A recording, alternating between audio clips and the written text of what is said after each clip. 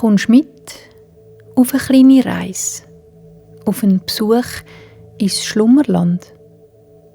Heute geht es um die Luft, um den unsichtbaren Raum, der immer um uns herum ist. Alle Wesen brauchen die Luft zum Schnaufen und zum Leben. Und wenn wir sie richtig spüren, dann kann sie uns leicht machen, wie eine Feder. Also, dann mach's dir doch jetzt so bequem, wie es nur geht. Und dann machst du deine Augen zu. Der Ort, wo du bist, ist immer noch da, auch wenn du die Augen zu hast. Und jetzt stellst du dir vor, dass irgendwo um dich herum eine Türe siehst. Eine Türe mit einer Türfalle.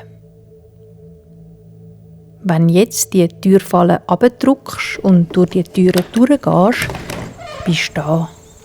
Im schönsten Land, das es gibt. Im Schlummerland.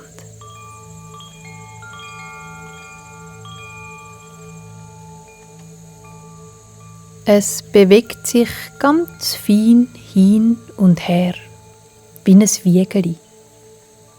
Es ist auch so etwas wie ein Wiegeli, das Haus der Fanian.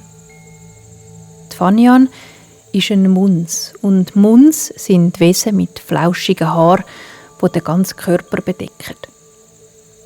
Die Muns leben im Schlummerland, einem Land, wo niemand so genau weiss, wo es liegt und wo alle Geschöpfe willkommen sind.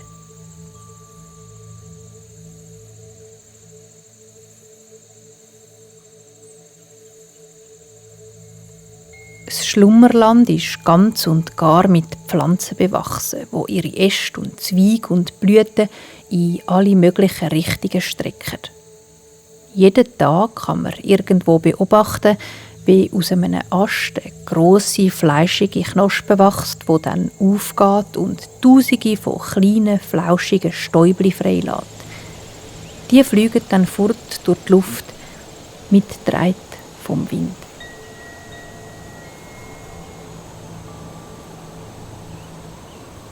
Der Wind im Schlummerland bläst fein und scheuch über die zarten Hörli der Blätter und streichelt die starken Stämme der vielen Bäume im Schlummerland. Menschen gibt es bis heute keine im Schlummerland. Einmal nicht so Menschen, wie wir sie kennen. Und doch gibt es Wesen, die uns ähnlich sind. Dazu gehören zuerst einmal natürlich die Pflanzen. Wie wir brauchen sie Wasser und Licht zum Wachsen und grösser werden.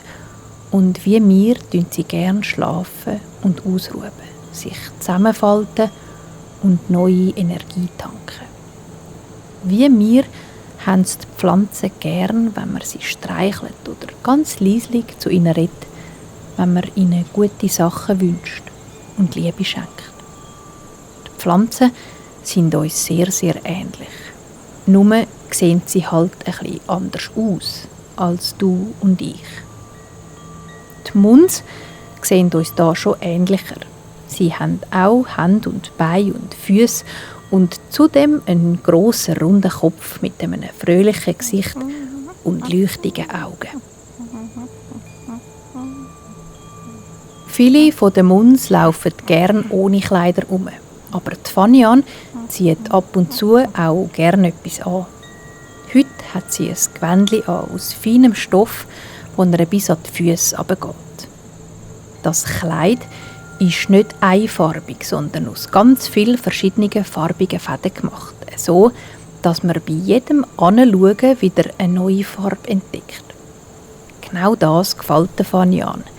Immer wieder glitzert sie eine andere Farbe an und sie freut sich immer wieder neu, um das Kleidchen anzulegen. Der Fanian, ihr Haus, hängt ganz weit oben in der Krone von einem alten Baum mit grossen, runden Blättern. Ihr Zuhause sieht ein bisschen aus wie das Nest von einem Vogel, aber es liegt nicht in einer Astgabelung, sondern ist aufgehängt an dicken Lianen. Als Dach hat Fanian ganz viele farbige Tücher aufgehängt. Lange Stecken und Äste heben die Tücher in die Höhe und spannen so ein Zelt über ihr Bett. Die Fanian liegt in den weichen, violetten Küssen von ihrem Nest.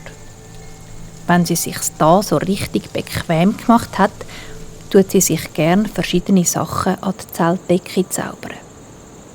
Für das legt sie den Zeigefinger ganz fein auf ihren Bauch. Mit den Fingerspitzen auf dem Bauchnabel klöpfelt sie 3-mal und denkt an das, was sie gern möchte zaubern. Dann steigen kleine Sternchen aus ihrem Bauchnabel auf, an die Zeltdecke rauf. Und heute verwandelt sich die Sternchen dort in weiche Nebelschwaden aus farbigem Licht. Es sieht aus, wie wenn einzelne Farbstreifen von einem Regenbogen würden in ihrem Zelt herumschweben. Weich bewegen sich die farbigen Schleier hin und her und verändern ihre Form wie Rauch im Wind.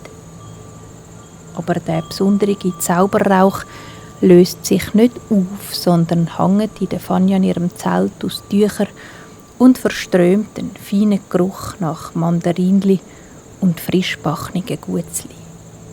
Die Fanian schnauft tief ein und tief wieder aus.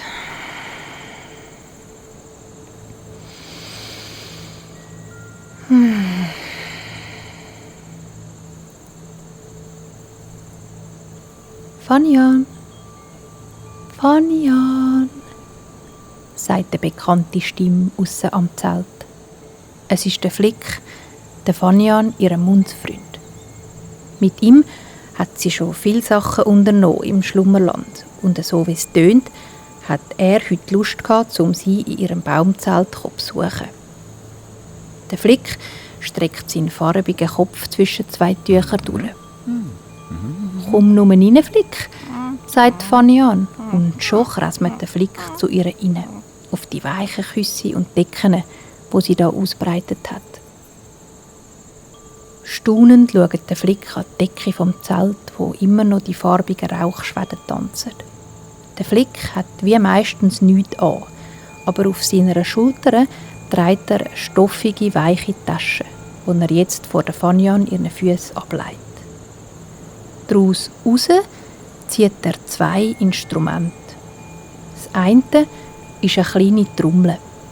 Er legt sie sorgfältig vor sich an auf ein dunkelblaues Küssi. Das zweite Instrument, das der Flick aus dem Sack nimmt, sieht aus wie ein Holzkistchen, wo mehrere kleine Äste drauf angemacht sind. An diesen Ästchen kann man zupfen und dann gibt es Töne, die durch ein Loch im Holzkistchen verstärkt werden. Es ist ein Instrument, das die Munds hier im Schlummerland schon seit sehr, sehr langer Zeit spielen. Und obwohl es schon so lange gibt, sieht das Instrument heute immer noch genau gleich aus, wie es das erste Mal gespielt worden ist. Das Zupfinstrument gibt er, ganz ohne etwas zu sagen, der Fanian. Sie legt es mit den Ästchen gegenüber auf ihren Bauch und macht die Augen zu.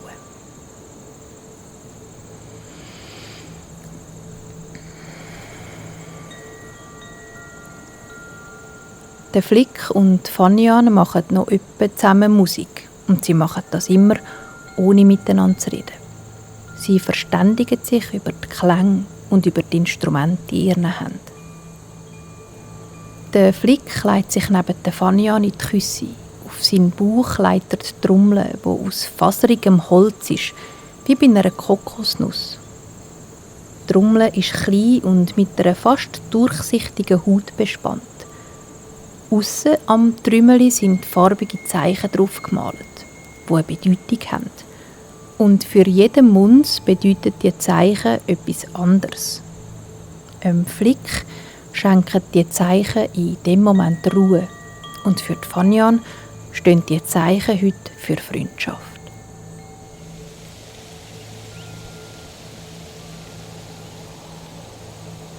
Die Fanian und der Flick liegen nebeneinander, ihre Instrumente auf sich oben, die Augen zu. Und so fangen sie an zu spielen.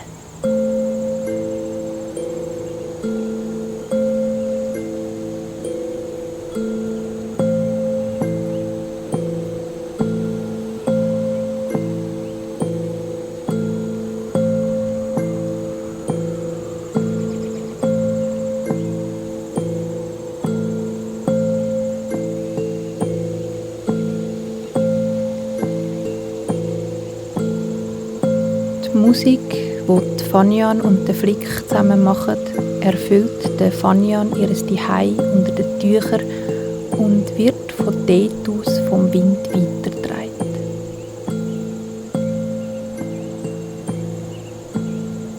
Der Abend ist da, der Himmel leuchtet in einem warmen Blau. Schon kann man die ersten Sternchen sehen. Sie funkeln ganz fein vom klaren Himmel und es ist, als würden auch sie, dem Flick und der Fanian, ihrer Musik zuhören. Die Musik vom Flick und der Fanian wird durch die klare Luft nach außen getragen ins Schlummerland und die Töne wirken auf die Natur und die Lebewesen wie eine schöne Stimme, die liebe Sachen singt. Die Klänge der Instrumente sinken tief in alles, was lebt und berühren alles mit Freude und Liebe.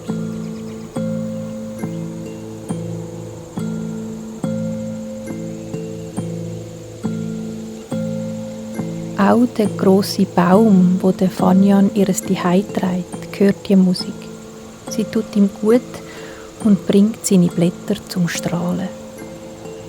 Er nimmt die Musik durch seine runden Blätter auf, so wie seine Wurzeln Wasser aus dem Boden aufsaugen. Beides verwandelt den Baum in seinem Stamm in einen Lebenssaft, der durch ihn durchfließt und ihn stark macht und gross werden lässt. Auch die Tiere im Schlummerland hören die Musik. Die Vögel, die in ihren Nestern hückeln und den letzten Tönen vom Tag zuhören, bevor sie die Köpfe in ihre Federkleider stecken und einschlafen. Auch Eichhörnchen und Käfer auf den Nachbarsbäumen hören zu und werden langsamer und ruhiger bei diesen Tönen.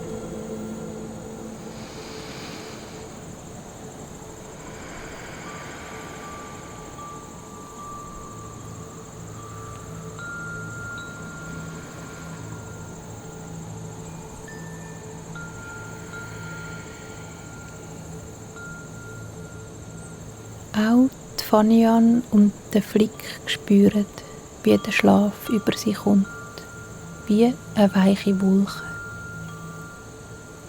Ein heller Schwaden aus dem farbigen Nebel an der Decke senkt sich ab auf die beiden Munds, die mit dem Instrument auf dem Bauch einschlafen. Ganz fein und sanft eingebettet in den weichen, violetten Küsse.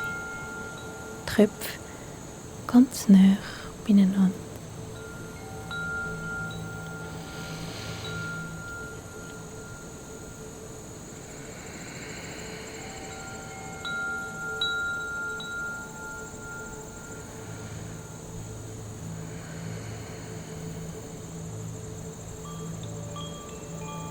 Und alles ist, wie es ist im Schlummerland.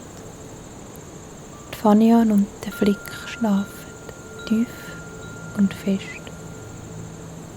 Unter ihnen und über ihnen ist alles weich und still. Nur ganzes feines und langsames Schnaufen kann man noch hören. Ein und aus.